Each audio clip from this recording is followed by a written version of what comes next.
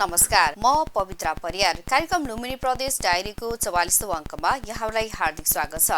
आन्तरिक मामिला कानून तथा सहकारी मन्त्रालय र जी नेपाल 4K टेलिभिजनको संयुक्त उत्पादनमा उत्पादित कार्यक्रम लुम्बिनी प्रदेश डायरी तपाईहरू हरेक हप्ताको सोमबार र शुक्रबार साँझ 8 बजेदेखि 8:30 बजेसम्म हेर्न सक्नुहुनेछ भने जी नेपाल 4K टेलिभिजनसँगै अन्य 14वटा टेलिभिजनबाट एकैसाथ तपाईहरूले लुम्बिनी प्रदेश डायरी हेर्न सक्नुहुनेछ।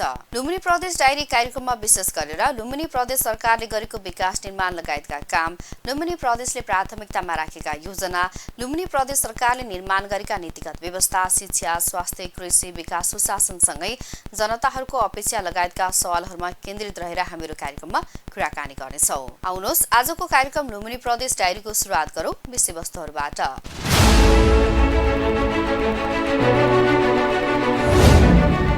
कार्यक्रम लुम्बिनी प्रदेश डायरीको सुरुवातमा हामीले लुम्बिनी प्रदेश सरकार आन्तरिक मामिला कानून तथा सहकारी मन्त्रालयले आगामी आर्थिक वर्षका लागि कस्ता खाले योजना तथा कार्यक्रमहरूलाई प्राथमिकतामा राखेको छ भन्ने बारेमा तयार पारेको सामग्री प्रस्तुत गर्नेछौँ। नेपालको संविधानमा भएको व्यवस्था बमोजिम नेपाल सरकार मन्त्री परिषदको मिति 2074 साल फागुन 3 गतेको निर्णय अनुसार यस प्रदेशमा 7वटा मन्त्रालय स्थापना भएकोमा नेपालको संविधानको धारा 168 को उपधारा 9 बमोजिम 2079 माघ 27 गतेको निर्णय अनुसार प्रदेश कार्य विभाजन नियमावली 2079 बमोजिम लुम्बिनी प्रदेशमा 10वटा मन्त्रालय स्थापना गरियो, जस अनुसार आन्तरिक मामिला कानून तथा सहकारी मन्त्रालयको स्थापना भयो। आन्तरिक मामिला तथा कानून सहकारी मन्त्रालयको कार्यक्षेत्रभित्र प्रदेश स्तरीय शान्ति सुरक्षा र सुव्यवस्था, विपद व्यवस्थापन तथा सूचना तथा सञ्चार क्षेत्र सम्बन्धी नीति, कानून, मापदण्ड र योजना तर्जुमा तथा कार्यान्वयन, व्यवस्थापन, निर्देशन, सुपरिभिजन, मूल्याङ्कन पर्दछ। मन्त्रालयको कार्यक्षेत्रमा समेटिएको प्रदेशसभा मामिला लगायत सङ्घसँगको समन्वय र सहकारी, यसका साथै स्थानीय प्रशासनको सञ्चालन, व्यवस्थापन र समन्वयमा प्रभावकारिता कायम गरी सुशासन प्रवर्धन गर्न मन्त्रालय प्रतिबद्ध रहेको छ। पछिल्लो समयभन्दा पनि अहिलेको समय पनि हामीले कुरा गर्छौँ भने कस्तो खालको काम हुनु भनेको मन्त्रालयको नामले नै थाहा हुन्छ यो मन्त्रालय के गर्छ हैन। आन्तरिक मामला भनेको त्यो गृह मन्त्रालय हो। यसले गृह प्रशासनलाई शान्ति सुरक्षा कायम गर्ने, विपद व्यवस्थापनमा आम जनतालाई सहज बनाउने र जनताको जीवनयापनमा परिआएका समस्यालाई समाधान गर्ने काम आन्तरिक मामलाले गर्छ। र अर्को कानुन मन्त्रालय छ। यो कानुन मन्त्रालयले प्रदेशमा जनताको पक्षमा बनाउने कानुनहरू पार्लियामेन्टबाट पारित गर्दै कानुन बनाउँदै त्यसले कार्यान्वयनमा लग्छ भन्ने काम गर्छ। सञ्चार मन्त्रालय यसैमा छ। सञ्चार भनेको विशुद्ध हजुरहरूको यो जी नेपाल जुन छ यसको माध्यमले भन्दिम हजुरहरूलाई पनि विभिन्न कार्यक्रमका माध्यमले सञ्चार मन्त्रालयले समन्वय गरिराख्ने अनि परिआएका कार्यक्रमहरूमा सहयोग पनि गर्ने र सरकारका कुराहरू, सरकारले गरेका कामहरूलाई जनताको माझमा, नेपालमा नै पुर्याउने गरी, विश्वमा पुर्याउने गरी काम गर्छ। सहकारी मन्त्रालय छ जुन आम जनताको जीवनसँग जोडिएका कुरा हो। त्यसमा राम्रा काम गर्ने पनि छन् है। राम्रा काम गर्ने एउटा कम पर्सेन्टमा हैन ऋण उपलब्ध गराइदिने अनि आम जनतालाई विभिन्न व्यवसाय पेशा गर्नलाई ऋण उपलब्ध गराउँदै उहाँहरूको जीवनयापनमा अलि आय स्रोत उहाँहरूको अर्थतन्त्रसँग जोड्ने काम गराइदिन्छ। तिनलाई पनि अनुदान दिने, सहयोग गर्ने काम हाम्रो मन्त्रालयले गर्छ। र कस्तो खाले भनेको यही बुझौँ, जुन मन्त्रालय जे गर्नलाई आछ त्यही काम राम्रोसँग गरिदिने बित्तिकै परिणाम देखिने गरी जनताले महसुस गर्नेछन्। त्यो काम यो मन्त्रालयले गर्दैछ र गर्ने पनि छ। कस्ता खालका अब हजुरलाई अब विपद व्यवस्थापन भनेको पहिला त विपद आउँदैन आओस् हैन। आइपरेको खण्डमा यस मन्त्रालयले जस्तो हजुरको बाढी, पहिरो हैन आउँछ त्यसको लागि हामीले पूर्व तयारी पनि गर्दैछौँ। हामीले नेपाल प्रहरी, सशस्त्र प्रहरी हैन, arm police force, Nepal army हैन उहाँहरूसँग हाम्रो एक चरणको कार्यक्रम पनि हामीले गरिसक्यौँ। रेस्क्यु ट्रेनिङहरू हैन, कसरी जनतालाई सुरक्षित गर्ने त्यो ठाउँबाट पूर्वानुमान महाशाखासँग पाएका प्राप्त भएका समाचारका आधारमा कुन ठाउँमा बाढु पहिरो जाने अलि सम्भावित क्षेत्रहरू अध्ययन गर्ने, त्यो ठाउँमा अहिले नै हामी के गर्न सक्छौँ भने सिँचाइ मन्त्रालयका माध्यमले त्यो तटबन्धहरू गरिदिने, उहाँहरूलाई बेलामा नै रेस्क्यु गरेर बाहिर गरिदिने होइन, अनि पूर्व जानकारी गराएर यस्तो यस्तो हुन्छ, त्यसले गर्दा तपाईँहरू गइहाल्नु त्यहाँबाट, अर्को ठाउँमा हामी व्यवस्था मिलाइदिन्छौँ। त्यसले गर्दा हामी सबै तयारी गरेका छौँ। त्यो 11-12 गते कार्यक्रम पनि छ प्रदेश सरकारको, त्यसलाई पूर्णता दिनका लागि, मुहुर्त रूप दिनका लागि त्यो गर्दैछौँ तिनटै फोर्सले त्यसको तयारी। किन उहाँहरूसँग टेक्निकल आइडिया पनि बढी हुन्छ, प्राविधिक कुराहरूमा दक्ष छन् उहाँहरू, आम police force, Nepal police force, army. त्यसले गर्दा तिनलाई पनि बाढी प्रभावित, पहिरो प्रभावित क्षेत्रमा प्रदेश सरकारको नेतृत्वमा उहाँहरूलाई स्ट्यान्ड बाई राखिराख्ने, परिआएको खण्डमा समस्या समाधान गर्ने, उद्धार गर्ने, कम क्षतिमा हामीले कम क्षति होस्, ठुलो दुर्घटना हामी जुन देख्छौँ त्यसमा कम क्षति होस् भने क्षतिलाई मिनिमम गर्नको लागि पनि यो सरकारले काम गरिरहेछ। र यो कुरा हजुर सबले पनि मिडियाको माध्यमले पनि हेर्नुहुनेछ। यो त प्राकृतिक कुरा हो, त्यो त निश्चित रूपमा त्यो बाढी पहिरो आउँछ, त्यसमा हामी कति कम क्षतिमा ठुलो दुर्घटनालाई टार्न सक्छौँ भन्ने हिसाबले पनि लागेका छौँ। 12वटै जिल्लामा प्रदेशकै आन्तरिक मामला मन्त्रालय हो, त्यसले गर्दा मलाई लाग्छ प्रदेशकै जनता हाम्रो जनता हो। हुन त विश्वकै सबै वसुदेव कुटुम्बकम भन्छन्, a world is one family, तर हामीले जुन अधिकार क्षेत्र पाएका छौँ प्रदेश, त्यसले गर्दा प्रदेशका 12 जिल्लामा विशेष गरी पहाडी भेगमा समस्या आउने गर्छ यो होइन, यो समतल भागमा अलिक कमै हुन्छ। त्यसले गर्दा प्रभावित क्षेत्रलाई ध्यानमा राखेर रेस्क्यु गर्ने, उहाँहरूलाई ठाउँमा व्यवस्थापन गर्ने कामका लागि तयार छौँ हामी। प्रदेश सरकारको आन्तरिक मामला मन्त्रालय पूर्ण रूपमा तयार छ, त्यस्तो सम्भावित दुर्घटना हुनबाट बचाउने काम हामी गर्छौँ। आन्तरिक मामिला, कानुन तथा सहकारी मन्त्रालय मार्फत थुप्रै कामहरू भएका छन्। मन्त्रालयले कानुन शाखा मार्फत विद्यालयहरूमा कानुन सम्बन्धी सचेतनामूलक कार्यक्रमसँगै न्यायिक समितिलाई क्षमता अभिवृद्धि लगायतका कार्यक्रमहरू सञ्चालन गरिरहेको छ। यो सँगै शान्ति सुरक्षा कायम गर्ने, विपद व्यवस्थापनमा आम नागरिकहरूलाई सचेत बनाउने, आन्तरिक मन्त्रालयले सचेत बनाउने काम समेत आन्तरिक मन्त्रालयले गर्छ।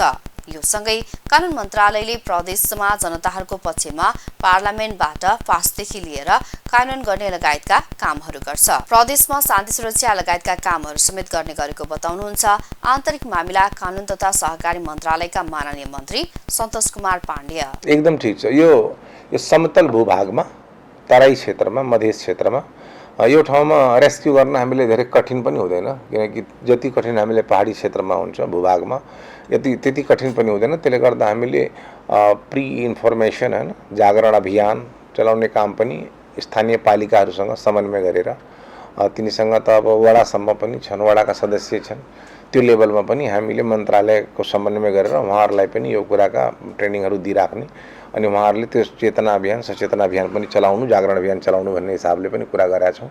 उहाँहरूलाई सम्भावित जे हामीले सक्ने कुरा उहाँहरूसँग सहकार्य पनि गर्ने र सहकार गरेर अगाडि बढ्ने, किनकि यो युनिट त हरेक ठाउँमा छ नि त पालिकाको। त्यसले गर्दा मधेस क्षेत्रमा रहेकालाई पनि हामीले व्यवस्थापन गर्नलाई हामी तयार छौँ, राम्रो गर्छौँ। यो परिणाम जनताको पक्षमा हजुरले मलाई के लाग्छ, यो जुन दुर्घटना न्यूनीकरणको कुरा हुन्छ, यो दैविक आपदा के अरे प्राकृतिक प्रकोप आपदामा त्यो कुरा देखिन्छ, सरकारले गर्छ, सरकार तत्पर पनि हो, सक्छ पनि। अब त्यो त कानुनको कुरा गर्नुहुन्छ भने अहिले भर्खर एउटा कार्यक्रममा गएको थिएँ, त्यहाँ निकुञ्जका कुरा उठेको थियो। त्यो ठाउँमा बाघ के अरे को आक्रमणबाट मान्छेहरूलाई घाइते बनाएको, मान्छे मरेका, बेचारा होइन मृत्यु प्राप्त गरेका, त्यस्तालाई पनि नियन्त्रण गरिदिनु, सहज बनाइदिनु यो मन्त्रालयका माध्यमले, अनि कानुनहरू बनाइदिनु जसले गर्दा भोलिको दिनमा भइपरिआएको घटनाको क्षतिपूर्ति पनि एटलिस्ट गभर्मेन्टका माध्यमले आम जनताले प्राप्त गर्नुपर्छ भन्ने कुरा आएको थियो।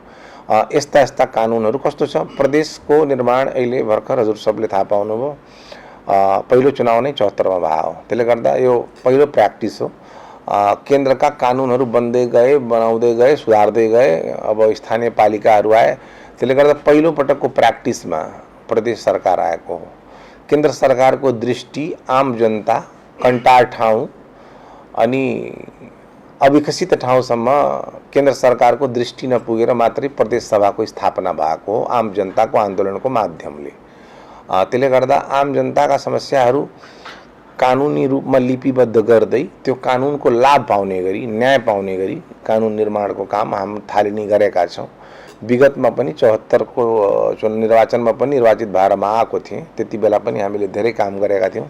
अहिले पनि कानुनी काम, कानुन बनाउने काम, त्यसको कानुनी उपचारको कुराहरू जनताले पाउनुपर्छ न्याय पाउनुपर्छ त्यसमा हामी लागेछौँ र हजुर सबले पनि बीचबीचमा एकपटक त्यो मन्त्रालयका माध्यमले त भइहाल्यो, कहिलेकाहीँ प्रदेशमा बनेका कानुनका प्रभाव अनि वा जनताले महसुस गर्ने गरी बनेको कानुनको परिणाम जनताले पाइरहेछ छैन भन्ने कुरा पनि हजुरहरूले बीचबीचमा जनताको बिचमा पनि सोधिदिनु पर्ने।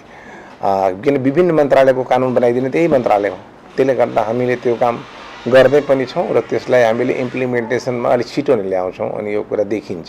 अपराध बोध भनेको कस्तो हो, मान्छे अहिले नेपालमा रहेका नागरिकहरूले विगत सदियौँदेखि के पाए त यो देशमा, केही बेला राजा छन् भन्ने थाहा पाइरहेको थिए, त्यसपछि प्रजातन्त्र आयो, उनले दुईटै सरकार देखेछन् त अहिलेसम्म, सङ्घीय सरकार र स्थानीय सरकार देखे थिए त। अनि यो त पहिलो प्र्याक्टिस हो नि त, पहिलो प्र्याक्टिसमा जाँदाखेरि त आफूले प्रुभ गर्नुपर्ने हुन्छ नि त। हामीले प्रदेश सरकारको औचित्य पुष्टि हुने काम गर्छौँ, राम जनताले प्रदेशले यो दियो है। अब अहिले त कस्तो छ कानुनहरू देख्छौँ हामी, एउटा घरमा खानेपानीको धारा गाड्नु पर्यो भने सङ्घको एउटा नल्का हुन्छ, त्यही प्रदेशको एउटा नल्का अनि त्यो स्थानीयको एउटै घरमा 3टा के 2-2 मिटरको दूरीमा क्या। त्यो कानुन त यो एउटा न्यायको कुरा अनि जायज कुरा कानुन भएन नि त। त्यसले गर्दा हामीले के कटेगराइज गर्नुपर्ने र अधिकारहरूलाई कसरी गर्नुपर्ने, संविधानमा पाएको र दिएको अधिकार, संविधानले हामी बुझ्छौँ विशुद्ध रूपमा सङ्घीय सरकारको दायित्व भनेको कानुन निर्माण गर्ने, नीति निर्माण गर्ने, प्रदेश सरकारले डेभलपमेन्ट गर्ने, स्थानीय सरकारले जनतासँग समन्वय गर्ने हामीले बुझेको। अनि जुन कुरा अहिले डेलिभरी हामीले दिन्छौँ, स्थानीयमा जान्छ, स्थानीय सरकार स्थानीय तहले पाउँछ, स्थानीय तहले पनि जनतामा काम गर्ने गरी के हुने गरी देखिने गरी के हामीमा कस्तो एउटा नकारात्मक सोच कस्तो आयो, हामी सबै क्यासियर बन्न चाह्यौँ के, गभर्नर बन्न जनताले पठायो प्रदेश सरकारका माननीयहरूलाई, प्रदेश सभाका माननीयहरूलाई। अब गभर्नरको सिग्नेचर त नोटमा चल्छ नि, तर नोट गन्नु भनेको त क्यासियरले गन्छ। गभर्नर बन्न आएछन्, नीति निर्माण गर्न आएछन्, विकास गर्न आएछन्, विकासका प्याकेजहरू ल्याउन, योजनाहरू ल्याउन, अनि त्यो ठाउँमा त्यो डेलिभरी दिन आएछन्। अब फेरि अब उहाँहरूको मनमा कस्तो हुन्छ होइन, त्यो स्थानीयले त यो चलाउँछ, पैसा चलाउँछ, त्यो ठाउँ गर्छ। मैले भने हरेक कुराको सिस्टम हुन्छ, गभर्नरले सिग्नेचर त गर्छ, तर आफ्नै तलब बुझ्नु पऱ्यो भने क्यासियर कहाँ जानुपर्छ। त्यसले गर्दा हरेक ठाउँको हरेक सिस्टम छ क्या, हामीले धेरै कुरा आफै पनि बुझ्नुपर्ने हुन्छ।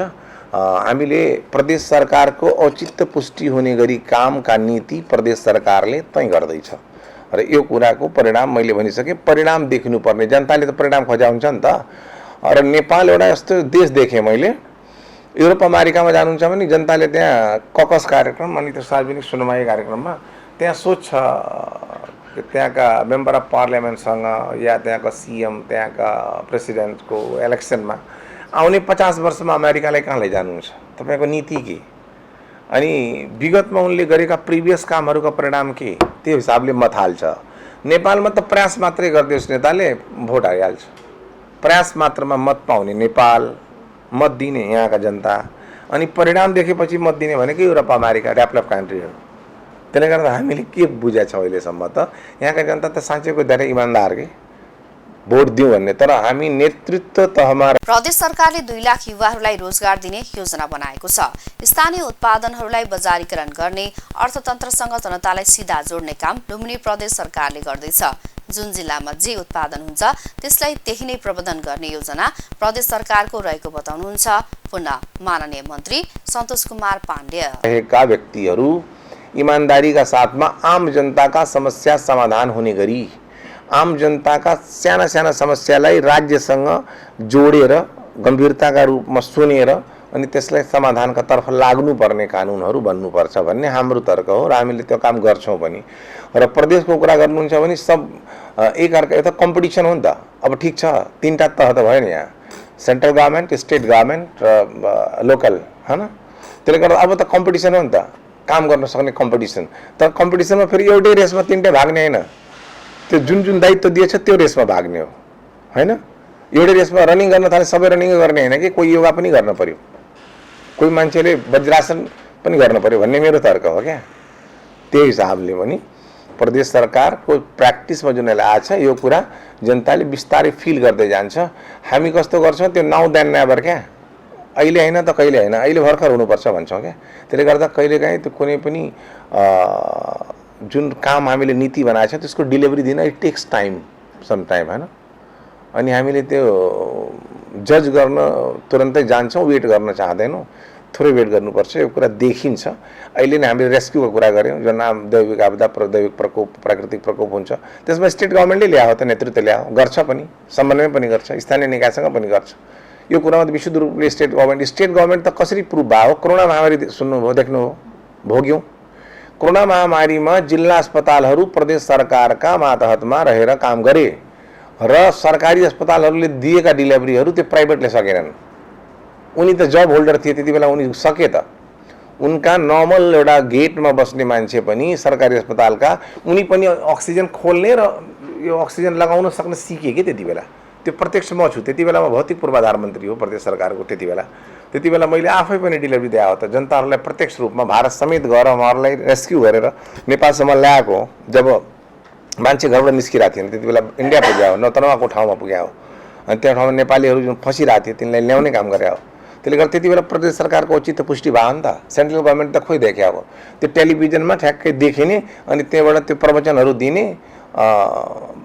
बेसार खानु पानी तताएर अनि ठिक भइहाल्छ, अनि अन्डा खानु, त्यो अन्डा खाने भन्ने बित्तिकै अन्डा त घरमा पुग्दैन नि त। अनि त्यो बेसार पानी खाएर अर्बौं रुपियाँ बजेट खर्च गरिदिने, बेसार पानीमा त्यति पैसा लाग्छ र? बेसार त्यहीँ पाउँछ, पानी फ्री पानीको देश छैन। त्यसले गर्दा प्रदेश सरकारको औचित्य पुष्टि कोरोनाको बेलामा पनि भएको हो। र भगवान्ले गरून् महामारी नआओस्, मतलब यो आउनै पर्दैन।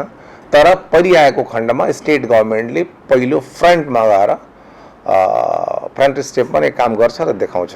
यो कुरा हजुर सबले थाहा पाउनुहुन्छ र यो कुरा हुँदै जान्छ।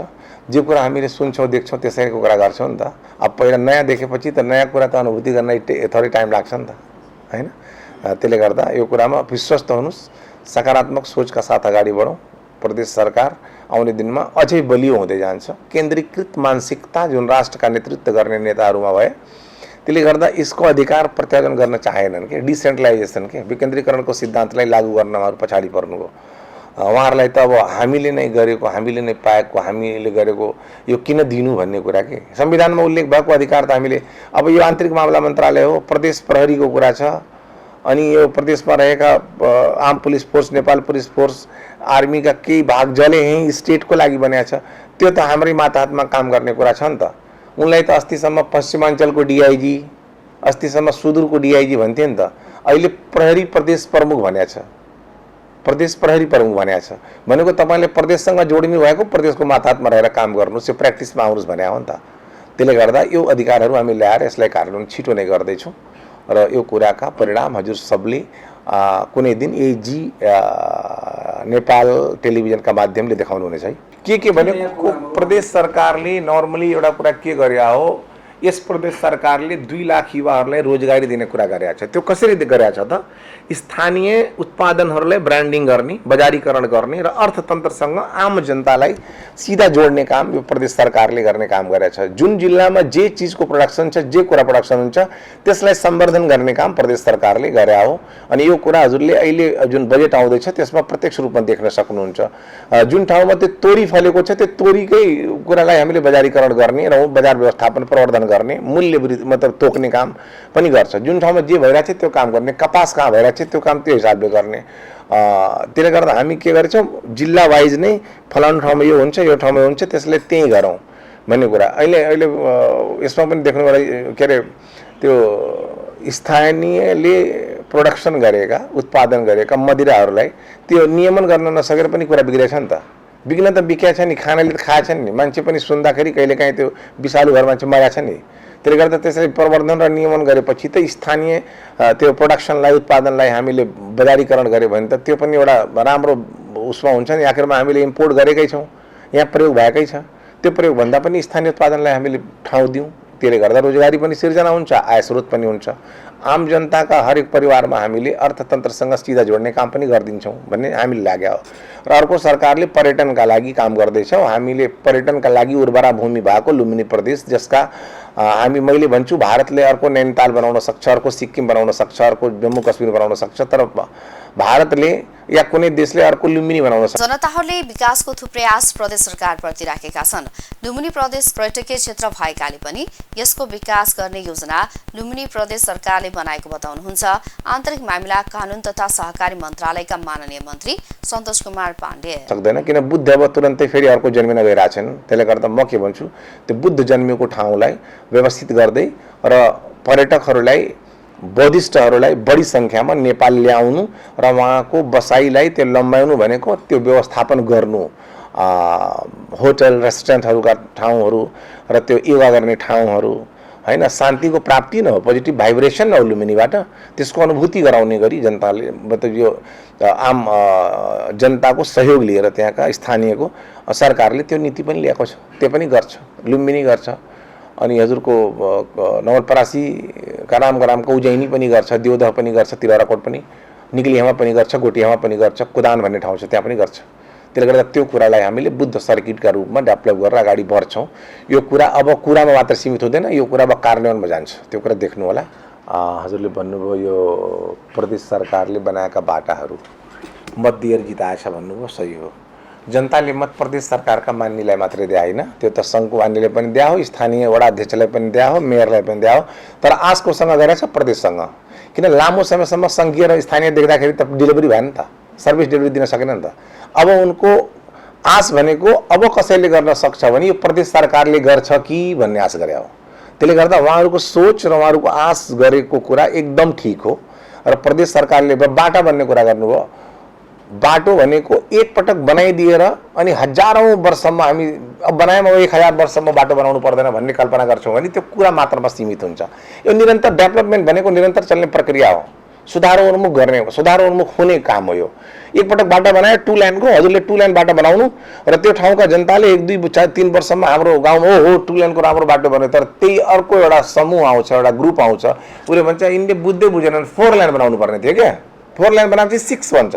त्यसले गर्दा डेभलपमेन्ट भनेको क्रमागत रूपमा चल्ने प्रक्रिया हो र बाटाहरू कहिले बन्छ नबनेको होइन, बनेको ठाउँमा बनाउनु परेन, नबनेको ठाउँमा बनाउनु पर्यो, बिग्री ठाउँको ठाउँमा मर्मत गर्नु पर्यो र बाटाहरू सुचारू हुनु पर्यो भन्ने मेरो तर्क हो। त्यो सरकारको तर्क हो, सरकारको तर्फबाट भन्दैछु म। त्यसले गर्दा हजुरले बडा ठिक कुरा उठाइहाल्नुभयो, मत दिएर जिताए तर म सबलाई दिए, आशा हामीसँग मात्रै राखेँ। त्यसले गर्दा त्यो आशा र भरोसामा खरा उतिर्ने काम हामीले गर्छौँ र निर्माण भनेको भारत जस्तो ठुलो राष्ट्रमा अर्थतन्त्र मजबुत भएका बलियो भएका ठाउँमा एक दिनमा 34-35 किलोमिटर सडक मात्रै त्यत्रो ठाउँ बनाउन सक्छ। अनि हजुर नेपालमा हुनुहुन्छ, नेपालमा रहने लुम्बिनी प्रदेशमा रहने व्यक्तिहरूले हामी नेपालमै रहेका सुविधा उपभोग गरेर हामीले शान्ति महसुस गऱ्यौँ भने हामी सुखी हुन्छौँ।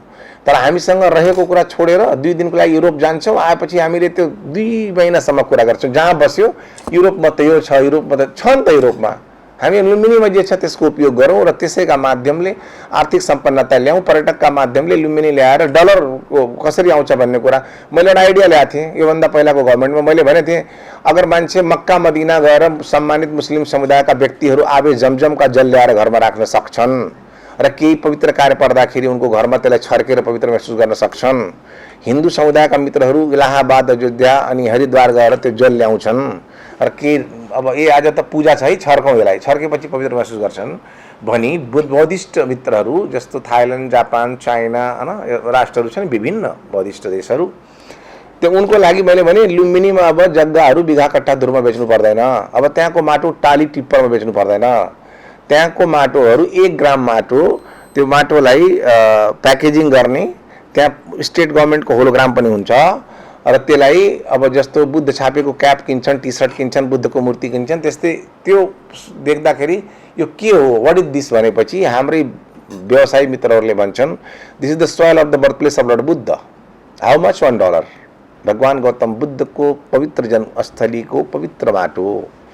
अनि उहाँले 1 ग्राम लगेर जस्तै हामी जल राख्छौँ भगवानको ठाउँमा यहाँ ल्याएर अनि छर्किन्छौँ, त्यस्तै त्यो माटो उनी आफ्नो भगवानका ठाउँमा राख्छन् र भगवान गौतम बुद्ध रहेको अनुभूति गर्छन् अनि पोजिटिभ भाइब्रेसन त्यहाँबाट पाउँछौँ। त्यो सुरुवात गरौँ। अनि 1 ग्राम माटो हामीले एउटा डलर ल्याउँछौँ भने त कति डलर होला, अनि डलरका माध्यमले हामीले लुम्बिनी प्रदेशलाई विकसित गर्छौँ। यसका माध्यमले देश पनि विकसित हुन्छ र विश्वले पर्यटनको कुनै प्रदेश छ नेपालमा त्यो लुम्बिनी हो भन्ने हामीले प्रुभ गर्छौँ। सुरुवात गरौँ, निश्चित रूपमा परिणाम आउनेछ। त्यो काम प्रदेश सरकारले गर्छ। छन्, एकदम छन्। सहकारीहरूका विषयमा एकदम गर्दै त्यसको नियमन गर्नको लागि त्यसलाई हामीले जुन सहकारीहरूले आम जनता, सोझा साझा जनता, पल्लेदार मित्रहरूका, रिक्सा चलाउने मित्रहरूका, त्यो मोची मित्रहरूका पैसा डेली जम्मा गर्ने लिएर हजारौंका संख्यामा जम्मा गरेका पैसाका केही सञ्चालकहरू यहाँबाट पैसा लिएर फरार भएका छन्। त्यसले गर्दा त्यसलाई हामीले नियमन गर्न कानुन बनाउँदै छौं। त्यो कुरामा संगठित अपराधमा नै त्यस्तालाई मुद्दा चलाउने काम गर्छ प्रदेश सरकारले र उनको जति जे छ जमिन, जे छ जग्गा, जे सम्पत्ति छ रोक्का गर्ने, वसुल नगरिकन उनलाई त्यो कानुनी दायरामा ल्याएर राख्नु पर्ने हुन्छ नि मात्रै त्यो पैसा वसुल हुन्छ। यो त कस्तो हो, यो सहकारीको विकृतिले गर्दा पनि सहकारी माथिबाट विश्वास उठ्न थालेछ। त्यसले गर्दा विश्वास गरौँ भन्ने हिसाबले प्रदेश सरकारले त्यसलाई कानुनी दायरामा ल्याउँछ र जनताले जुन उनका अहिले समस्या छ, उनले त कतैले औषधि गराउनु छ, छोरीको बिहा गर्नु छ, कोही कहीँ जानु छ, विदेश जानु छ, त्यही भरोसा बसिरहेको थिए।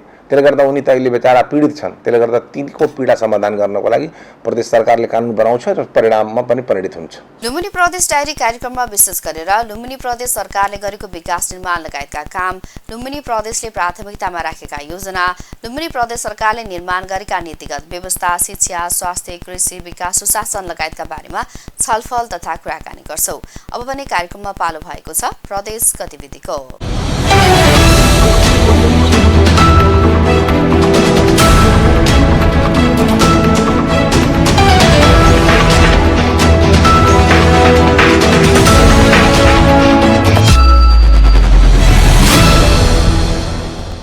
सरकारले 1.5 दशकदेखि बन्द रहेको बुटोल धागो कारखाना चलाउने घोषणा गरेको छ। आगामी आर्थिक वर्षको नीति तथा कार्यक्रममा सरकारले बुटोल धागो कारखाना सञ्चालन गर्ने जनाएको हो। 2064 सालदेखि उत्पादन बन्द रहेको तथा 2066 असोजदेखि कर्मचारीले अनिवार्य अवकाश दिँदै गएको कारखाना सञ्चालन गर्ने सरकारको योजना अहिले मात्र नीति तथा कार्यक्रममा समेटिएको हो। गत वर्ष तत्कालीन अर्थमन्त्री जनार्दन शर्माले पनि यो उद्योग चलाउने घोषणा गर्नुभएको थियो। यसअघिका सरकारले कहिले अध्ययन समिति गठन गर्ने, कहिले निजी क्षेत्रलाई दिएर भए पनि उद्योग चलाउने दिशामा विभिन्न योजना ल्याएका थिए। बुटोल धागो कारखाना सञ्चालन गर्ने विषय सरकारको नीति तथा कार्यक्रममा परे पनि सञ्चालन हुन्छ भनेर पूर्ण रूपमा विश्वास गर्न कठिन रहेको बुटोल उद्योगी वाणिज्य संघका अध्यक्ष उज्जवल कन्जुसले बताउनुभयो। उहाँले भन्नुभयो, यो कारखाना चलाउने या अर्को निर्णय गरेर जाने भन्ने विषयमा धेरै पटक पहल भएको हो। अहिलेसम्म ठोस काम भएको छैन, त्यसैले अहिले पनि खासै खुसी भइहाल्ने अवस्था छैन। बुटोल धागो कारखानाका निमित्त महाप्रबन्धक डोलराज शर्मा सरकारको नीति तथा कार्यक्रममा कारखाना सञ्चालन गर्ने विषय समेटे पनि ठोस निर्णय भएको पत्र अझैसम्म नआएको बताउनुहुन्छ। स्पष्ट रूपमा सरकारको योजना अझैसम्म केही नआएकाले विगतमा जस्तै चर्चा मात्रै हुने हो कि भन्ने आशंका रहेको उहाँको भनाइ छ। 2064 साल फागुन भन्दा अगाडि 400 देखि 500 कर्मचारीको चहलपहल हुने बुटोल धागो कारखानालाई अहिले 4 जना कर्मचारीले कुरिरहेका छन्। 1.5 दशक पहिलेसम्म दैनिक 3 शिफ्ट गरी चल्ने कारखाना मेसिन अचेल सुनसान छन्। 16 वर्षदेखि उद्योग बन्द हुँदा उद्योगका अधिकांश मेसिन बिग्रिएका छन्। धागो कारखानाभित्र माकुराले जालो लगाएको छ, भवन जीर्ण र अँध्यारो छ। यदि सरकारले कारखाना चलाउने हो भने मेसिनहरू खरिद गर्नुको विकल्प नरहेको निमित्त महाप्रबन्धक शर्मा बताउनुहुन्छ। स्थानीय आम नागरिकहरूको प्रदेश सरकारप्रति के अपेक्षा रहेको छ? हालसम्म प्रदेश सरकारले जनताको अपेक्षा अनुसार काम गर्न सकिरहेको अवस्था छ कि छैन? लुम्बिनी प्रदेश सरकारले गरेका कामको प्रभावकारिता कस्तो छ? आउनुहोस् एकछिन जनता तथा जनप्रतिनिधिको भनाई जस्ताको त्यस्तै हेरौं।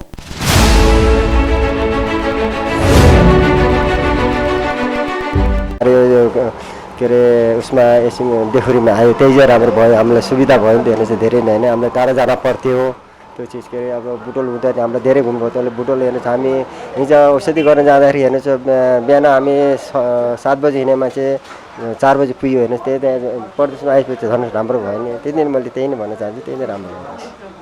हजुर बन लागेको छ, हजुर त्यही नै आशा छ। हेर्नुहोस् होइन, त्यति नै हो। मेरो कृष्णबहादुर सारू, म बडडाँडा।